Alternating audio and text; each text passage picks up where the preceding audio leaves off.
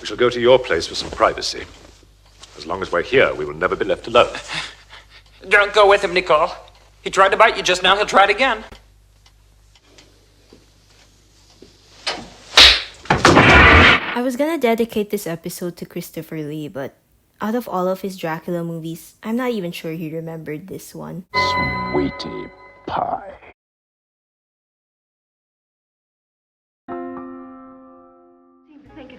Excuse me, Count Dracula, Professor Van Helsing.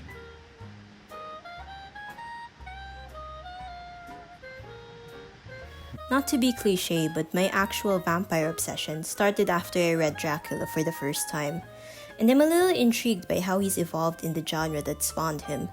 Dracula is an interesting icon because what we see him as today is very different from the intentions of Bram Stoker.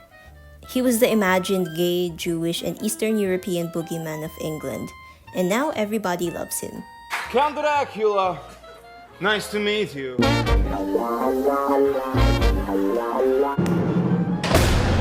I went through the 30s, 70s, and even 90s movies in absolute vampire fever. I even did a bit of reading and dug through some research papers on the book. I was spiraling into a rabbit hole with no end in sight, but I loved every second of it. And I have to say, I saw a lot of weird things. I need to share this knowledge lest I go insane. I trust that whoever's watching this is over 18, and if not, this is not for you. Or at least you should wait. So here's my top 5 obscure Dracula movies, the campy good, the so bad it's good, and the missed potentials that drive me insane.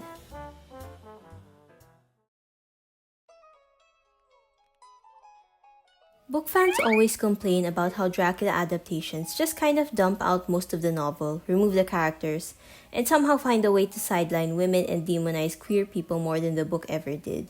Like, did you know Mina is an important point of view character in the book and she isn't wholly defined by romance? Did you know Dracula had a cowboy? Personally, I still like the horror of Dracula, but aside from Mina sidelining, I'm mad that the haunting thalassophobia nightmare Lucy had is always turned into a sex scene between the Count and Lucy. To this day, I still haven't seen anyone adapt the nightmare to its full horror potential. Well, disappointed horror literature fan. What if I told you that there was a movie that did its best to adapt the book, especially the parts that aged like centuries-old milk? Like a Birdemic for gothic nerds.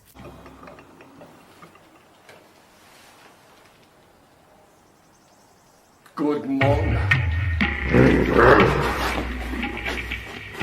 You must be careful not to cut yourself. You don't know how dangerous it is in this country. Away with this bauble of man's vanity.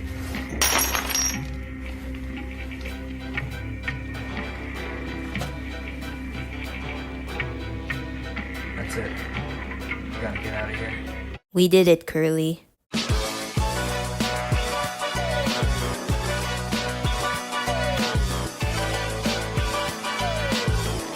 Okay, hold on, I need to explain this more. So you guys remember Romeo plus Juliet? Someone sort of did that with Dracula and added the right amount of schlock and cheap-sounding background music in between. I literally cannot overstate how much dialogue is directly lifted from the book, and the scenes are mostly, accurately, and imperfectly depicted as best as they could have been. The results are amazing. Oh, don't worry, Mother. It's just a bat outside the window. It can't hurt us.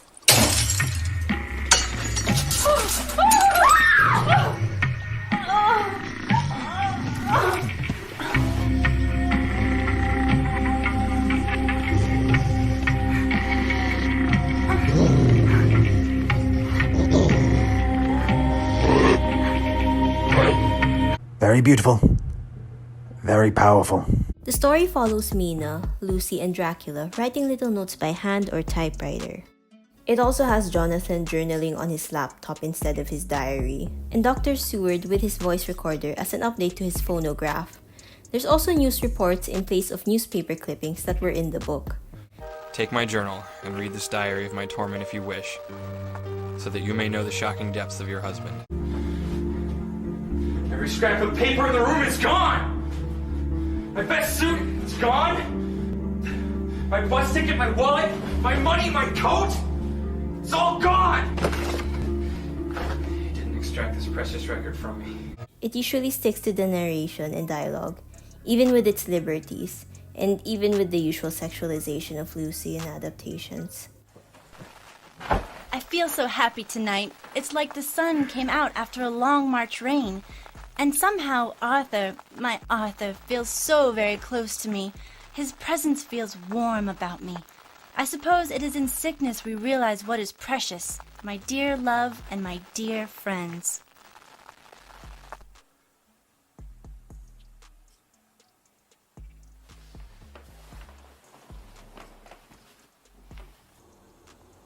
Honestly though, for all its many faults, the way this movie treats her and her relationship to Mina is not as bad as the other versions. Also, there's a ninja fight at the end and they kept the cowboy. It's genuinely kind of interesting to guess and see how they adapt this book to accommodate the new setting, that being a modern day movie on a shoestring budget. But keep in mind that this is still a horror adaptation. Animal corpses, fake vomit, and maggots aren't hard to find, and the guy who played Renfield was incredibly committed to his character. Like, I hope he's doing okay, I really do. It's still fun and should be studied under a microscope if you can tolerate it though. Renfield! Here we go again! And don't get up from your seat when the movie ends because it still has one last surprise up its sleeve. That's right, it has a Dracula rap. I don't mean a rap talking about how cool Dracula is, I mean a rap that summarizes the book written by Bram Stoker. And it has been stuck in my head for years.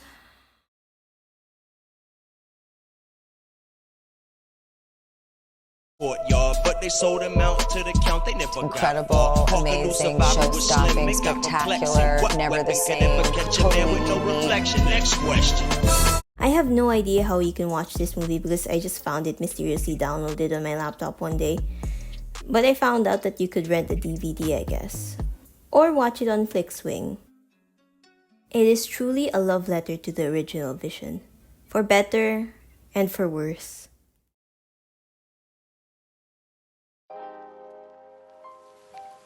A lot of movies on this list are genuinely terrible, so I want to have a small ray of moonlight amidst all of this. Love Bites is a low-budget, softcore gay rom-com that follows a vampire hunter named Jake Hunter, trying to kill the Count of West Hollywood. Eventually meets a butler named Manfield, a hustler named Leslie. You're a hustler! Let's watch the name calling. And a vampire who changed his name to Damian Sanders after coming to America. So why Sanders? I like chicken. Obviously, Jake is a mix between Jonathan Harker and Van Helsing. Leslie and Manfield are Lucy and Renfield. And Damien is obviously named after Saint Damien of Molokai, patron saint of Hawaii, leprosy, and AIDS patients. It's kind of like The Exorcist. You guys should come with warning labels attached. After 347 years of one-night stands, the Count has fallen in love with a man that broke into his house. There's Elvira-worthy one-liners, sensuality made for the gays, and this weird little goth freak you could stick in a cartoon. Much like Star Trek, this movie was held together by duct tape and a dream. I don't really watch softcore unless Hammer horror films count, but I'm pretty sure Love Bites falls under that genre, and it's one of the more beloved entries. It was made by Marvin Jones and Kevin Glover, the two guys behind Venus Flytrap from 1987. I can get past the fact that it's shot on video because it's just very charmingly earnest and sweet. Also, I watched YouTube back when 360p was the norm. I'm pretty sure I can get through a short movie. It is very low-budget camp. Don't go here expecting the Velocipaster. It's a little more low-key with its humor, and it has way more innuendos. Low-hanging fruit abound. I want to suck your cock. Shh, he'll hear you. He is not sleeping unless he's dead. Go ahead, touch him. He's as hard as a rock. There's also an undercurrent of grief that reflects the time it was made. This makes the film a touch more serious. I'm not about to go prowling around after dark. But there's one right here in West Hollywood. There's been a lot of bashings around here lately. I don't want to get hurt, and I don't want you to either. I have to warn you, though the premise is very silly, it has a tragic, romantic, but open-ended final scene. It could be a happy ending depending on what you think happens after. It's not concrete. Maybe they're fine, maybe they aren't. It really depends on how much optimism you have. Regardless, I don't think the ending detracts from the movie's camp. Whoever heard of a nice vampire? Well, whoever heard of a gay vampire? By the way, for those who watched the Dracula Bela Lugosi movie and read the book, you know that Dracula and Van Helsing have this swan thing. Okay, wait, let me explain. So in the book, Van Helsing insults Dracula by comparing him to a swan. In the Bela Lugosi movie, it opens and ends on Swan Lake. The brief sex scene in Love Bites, the one that happens between the Dracula and Van Helsing character, features that very song. It's obviously referencing the movie, and the book was just a coincidence. They probably just wanted a recognizable melody, but hey, we've come full circle now. I'm gonna show a short funny clip before we get to the next section, and if you really like this type of humor, you should definitely watch it. Jake left his bag here. It's brand new. It's got all the stripper stuff in it. And so we thought we'd stop by and pick it up. We knocked, and the door just flew open. Bigger than Dallas. We thought since we were here, we'd just get it and be on our merry little way. In fact, we were just leaving when you came in. What about the coffin? Coffin? What coffin? I didn't notice any coffin. I wouldn't have missed anything that big and black. Don't play games with me. Now wait just a second. You can't order us around. Besides, there's two of us. Make my day. If anything has happened to the master, if you've hurt one hair on his head, you'll both pay with your lives. Did you ever hear that line once in a bad movie? Wait. Oh, God! It's time. The master, He's awakening! I didn't even notice the sun go down. What was happening? He's changing. Changing? He's a vampire. He's like Batman, Houdini, and Superman all rolled into one. What's he changing into? Lois Lane? It's the mist. Oh, God, look. He's gone. There's nothing left but his jammies. Where'd he go?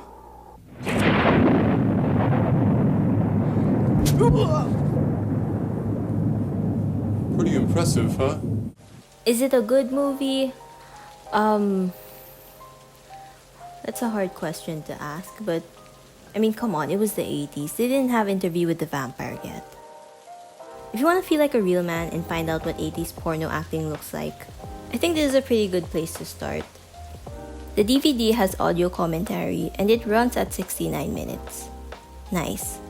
Honestly, I wish it had more of a cult following.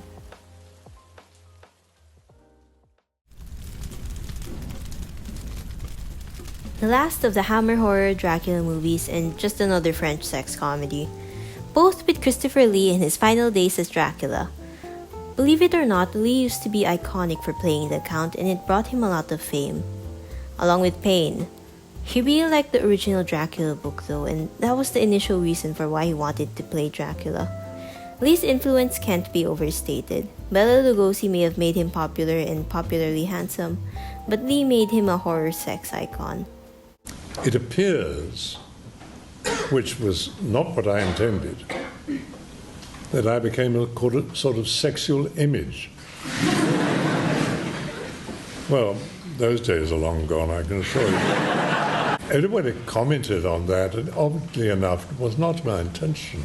He was also the second Dracula in film to have his fangs, now that people were more open to love bites on screen. Dracula in Istanbul did it a few years prior and even featured him scaling the walls of the castle like in the book. I know these are two movies for a single section, but I want you to understand why Christopher Lee quit playing Dracula forever, and mostly put it behind him. If you watch the 2-hour odyssey known as Birdemic with your friends, you can watch these 1-hour movies as a double feature.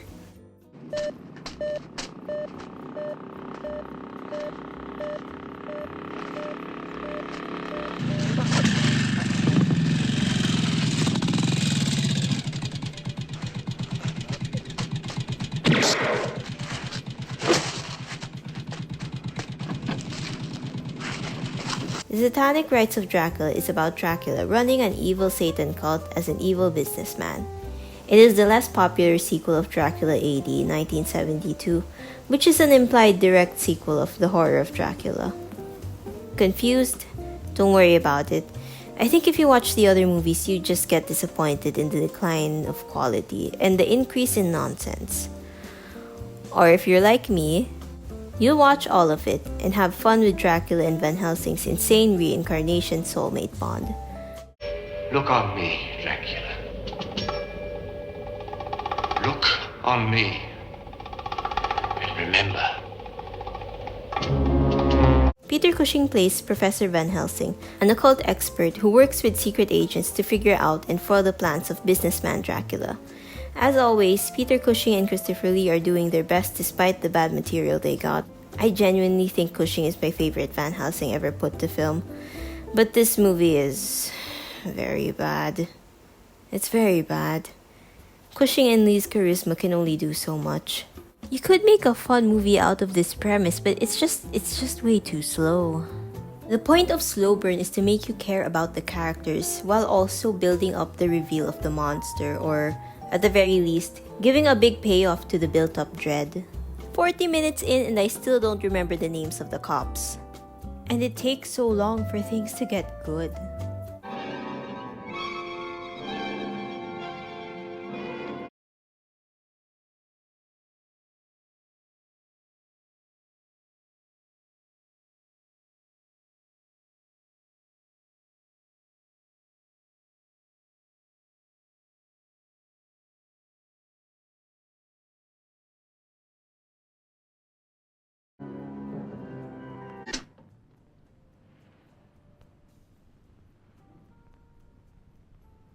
Hobgoblins and witches and things that go bump in the night.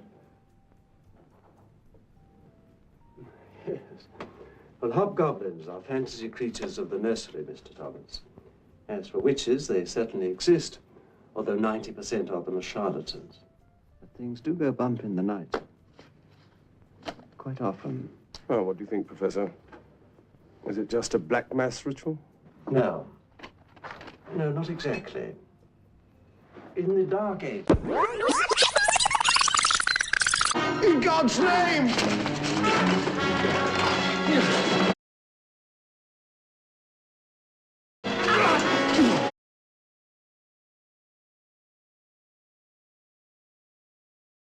The only thing that was worth the wait is seeing how Dracula dies pathetically. And good God, is it pathetic. It's beautiful, honestly. The film leans in super hard into the Christian elements. The way the Count dies has to do with the way Christ was crucified, but it's hard to believe he gets smirked just because he gets stuck in thorns. Like, I thought being showered to death was the weirdest vampire kill in Hammer horror history, but this just has to be seen to be believed. Not since The Incredibles did I see someone die because their cape got caught. This movie isn't really bad. In fact, it does a lot of weird shit that honestly kind of commendable, even though it doesn't really make sense. But this movie reminded me that Christians existed.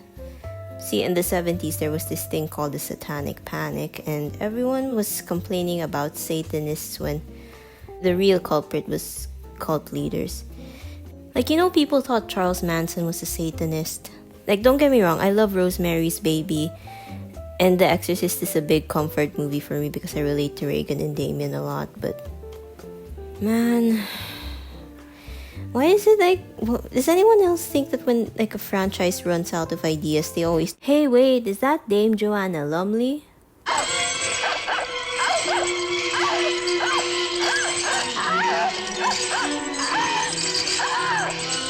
Okay, maybe this movie really is that bad, but to be fair, I don't think I've seen a horror movie try this hard to emulate James Bond.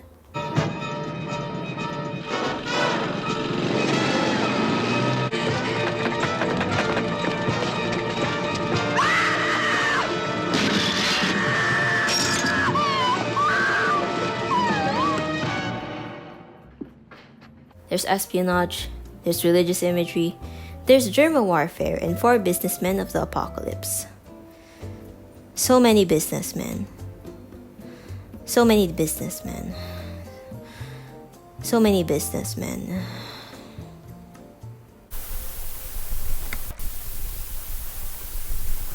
Sweetheart, please stop repeating that now. Please. Did I say germa? Michelangelo, Leonardo, Da Vinci, they're all dead.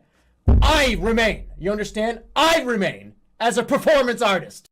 The scariest part of this film is that Dracula wants to end the world just because he realized his immortality is meaningless. Honestly, I'd do the same. I might be biased, but I think this movie is up there, one of the most confusing death scenes put to film. Nothing else compares, not even the shower death. Well, okay, I can think of one more vampire death that's crazier. A cross.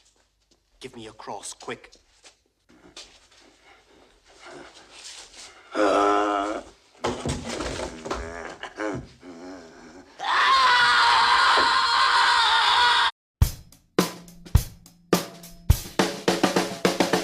In Dracula and Son, Dracula finds out that communism kills vampires, so he tries to escape Romania with his Dampier son Ferdinand.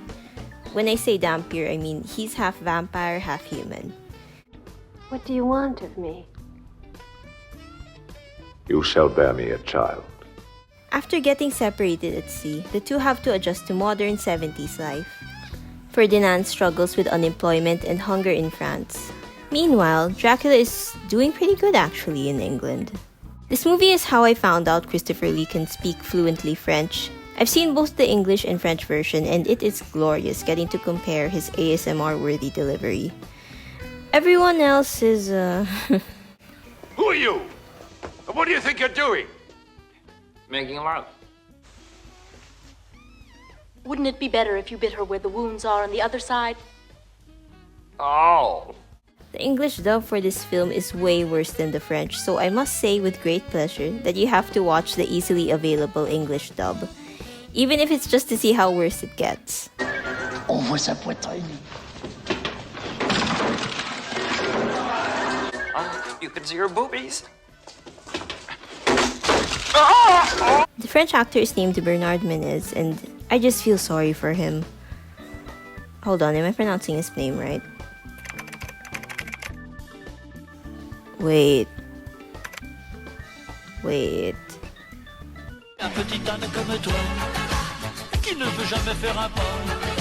Eventually, the two Draculas meet a woman who looks like the reincarnation of Dracula's wife. If I were to look at you just like this, Yeah? and you felt goosebumps creep up the back of your neck,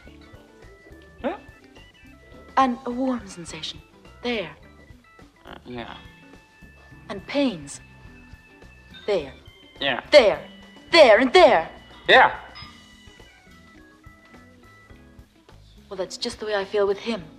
With Papa? Yes. Only with him. So both father and son had... So both father and son fall head over heels in love with her. Am I watching Oedipus Rex right now? How about that? Sure amazing how she resembles mother. Actually, it's worse than Oedipus because Oedipus never knew what his mother looked like or who she was, but this guy, he does. And he still wants to f her. Why? I don't ever want you to play that game again, Ferdinand. Why not? Because that would spoil it. Oh no. You know, I've waited over 100 years for you. People act like the original French is better, and it technically is, but the plot is still centered on something completely Oedipal. There's some commentary in this movie about the mistreatment of immigrants, and something about how the real bloodsuckers of the world are corrupt bosses, but you're not gonna feel enlightened from watching this. In fact, you sense all your brain cells actively dying.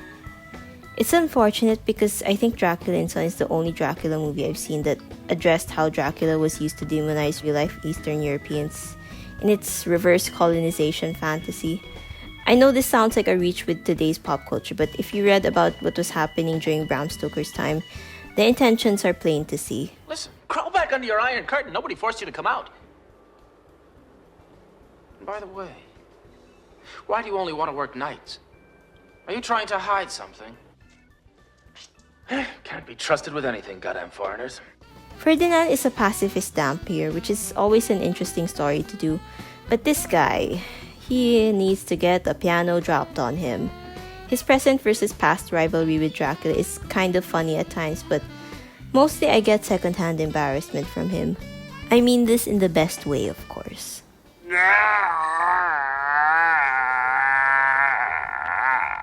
What can I do for you, little fellow? Do you think he was a reference to Ferdinand the Pacifist Bull? Mankatia Dracula. Years later, I can still remember the best parts of this movie. Dracula running into a glass door and becoming a film icon, the Dracula teeth ad, and the part where Christopher Lee bites into an inflatable sex toy.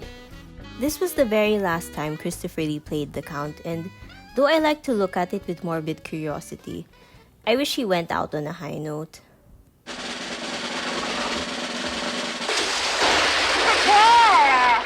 Lower away.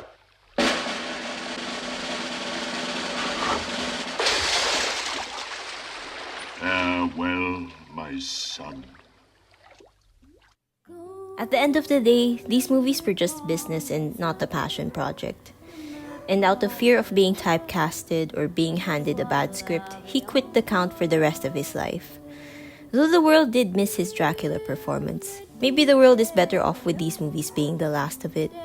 The first time I watched these movies, and the last movie on this list, I used to feel bad because it felt like such a disservice to the career they had so far. But hey, those two did a lot better later in life with Lord of the Rings and Star Wars. I'm sorry to people who like sci-fi and fantasy, but I only watched those movies just to see those two men. Plus, unlike what I originally feared, people today still remember their horror movies and enjoy their campier ones too. I still can't believe Christopher Lee sported a beard when he went grey. It took a lot of getting used to, but I have to say, he really pulled it off. I'm not even a Star Wars fan, I just think he looks neat.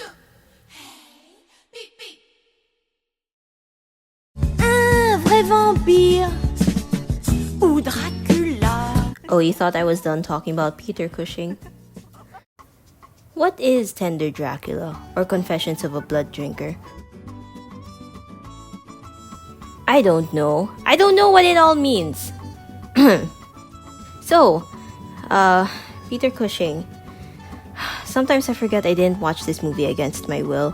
I really enjoyed Peter Cushing when he played Van Helsing and when he played the very sinister Dr. Frankenstein.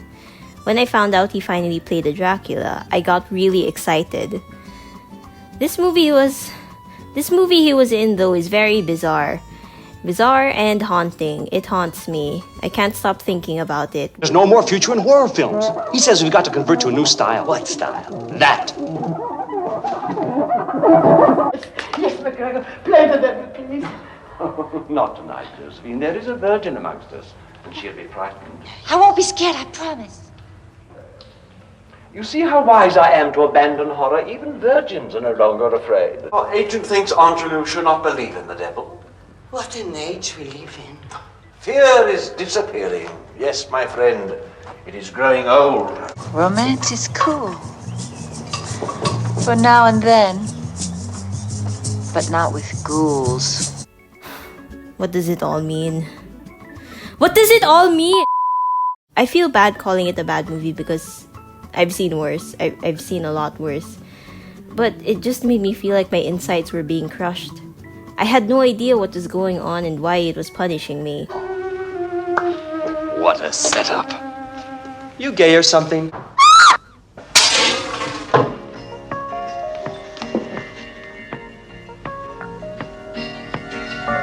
This movie is hard to explain succinctly, but I'll try. McGregor, a TV star known for playing Dracula, or possibly just being Dracula, has quit his iconic role, claiming that horror has no future, but that romance is eternal. Shut up and sit down.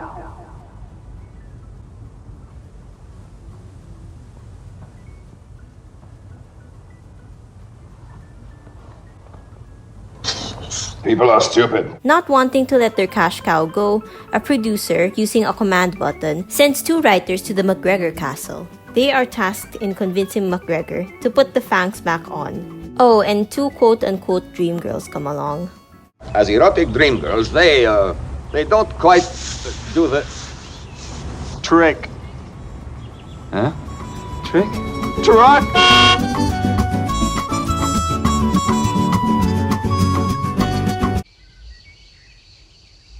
Will McGregor come back?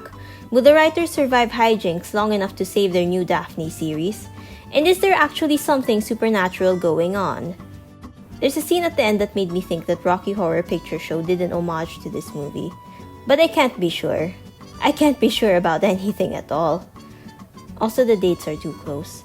I've already talked extensively about how much I love Peter Cushing and went so far as to watch Star Wars just to see how he was doing. Well, there is another famous movie star here, the French actress Miu Miu. She was in Going Places, First Sight, Memoirs of a French Whore, and briefly on The Art of Crime. She's also been nominated 10 times for the César Award. Would her die-hard fans want to watch this movie? I don't know. Does anyone want to watch Peter Cushing take Miu Miu to his sex dungeon and spank her over his knee? Oh, voyeur. Dirty old man. I don't know. But I didn't want to see it. Even if it was 3 seconds long. And also, this movie is crazy, and that's exactly why I don't want to spoil too much. Not to mention, the castle they live in and locations they inhabit are incredibly beautiful. The first time I watched this, the movie screen was covered in lines and dark spots due to film degradation. Don't make the same mistake I made, and don't waste any time on a bootleg without clear film. Even though the pacing is incredibly off, part of the fun is seeing what they do next and where they go next. So to spoil the bad weirdness and beauty of this movie is kind of a disservice. Like, if you've never watched The Room, watching the nostalgia critic or CinemaSins talk about it won't let you in on the joke. And that joke is the experience of watching it. I'm sorry if this is anticlimactic, but there are things you just can't watch through the windows. It has to be suffered through. And God, have I suffered worse than Jesus. This movie's like Shirley Jackson's Hill House meets Sunset Boulevard by way of Plan 9 from outer space. Actually, no, that's not right. That actually sounds pretty good. I don't know how to say anything without giving away why I find this film oddly fascinating. I do know that people who watched Plan 9 could probably tolerate this. It's got more nudity and blood though, so be warned. Go watch it completely blind. Don't even watch another clip or trailer. Just watch it, okay? Watch it. Preferably under the influence or with friends. This movie hopefully won't taint any of the actors' images, but it will make you squint at your bedroom ceiling after watching, and inspire more confusion towards France. I used to try to dissect it. I thought it was about old horror having a later life crisis. Then I wondered if this was an older generation's commentary on horror being overtaken by sex and shock value. Then I considered that this was a result of the Make Love Not War movement, and McGregor's new disdain for eliciting fear was a part of that. I mean, Dracula and Son seem to have that same thing going on. But even as an intended commentary, it's not very good. It's just very nice to look at, actually. So it's time to stop worrying and love the bomb. This awful, awful bomb. They didn't predict horror going out of style, but this movie did predict horror blasting off to space. You'll either hate it for existing, love it for being weird, or just be confused. And then time will suspend its flight. Yes, Eloise. How will you do it, Monsieur? Oh, it's very simple, my love. For time to suspend its flight, space must take wings.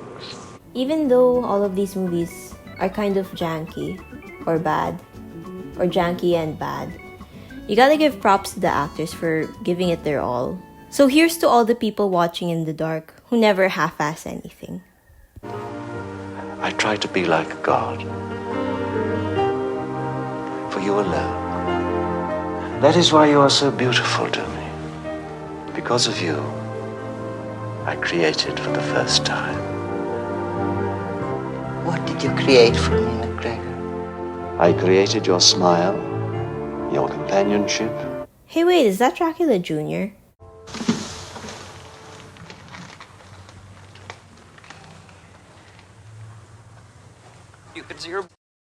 This video is a lot less researched and polished than my video essays, but this is me trying something new, so I'll still be releasing video essays after this. Remember to like, subscribe, and tip me at my Ko-fi if you ever feel like it.